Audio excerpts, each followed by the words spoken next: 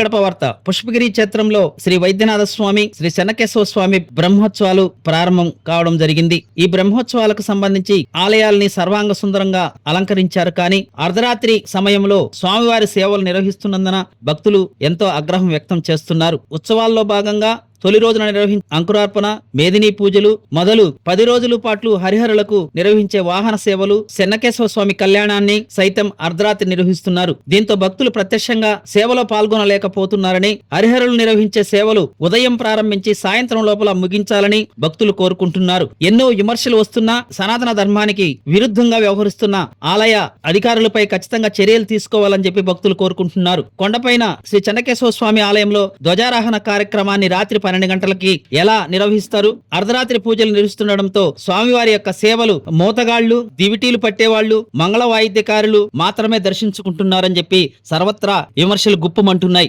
ఊరంతా నిద్రపోయిన తర్వాత ఊరేగింపులేమిటని భక్తులు ప్రశ్నిస్తున్నారు. శాస్త్రానికి విరుద్ధంగా నిర్వహిస్తున్న పూజలను ముగింపు పలకాలని కోరుతున్నారు. అర్ధరాత్రి పూజలతో ఉభయదారులు సైతం కార్యక్రమాలకు హాజరు కాలేకపోతున్నారు. పుష్పగిరి కొండపై భక్తులకు కనీస వసతులు లేవు. అర్ధరాత్రి వేళల్లో నిర్వహించే సేవల్లో పాల్గొని తిరిగి ఇండ్లకు వెళ్లాలంటే భక్తులకు సరైన రవాణా సదుపాయాలు కూడా లేవు. దీంతో కొండపైకి వెళ్లేందుకు భక్తులు ఆసక్తి చూపడం లేదు. ఈ విషయమై జిల్లా దేవాదాయ ధర్మాదాయ శాఖ కమిషనర్ మల్లికార్జున్ ప్రసాద్ మాట్లాడుతూ, వైద్యనాథ స్వామి ఆలయంలో ఉత్సవాలు నిర్వహించిన తర్వాతే కొండపైన ఉన్న చెన్నకేశవ స్వామి ఉత్సవాలు నిర్వహిస్తున్నామని, సిబ్బంది కొరత వల్లనే రాత్రి వేళల్లో నిర్వహించాల్సి వస్తుందని ఆయన తెలిపారు.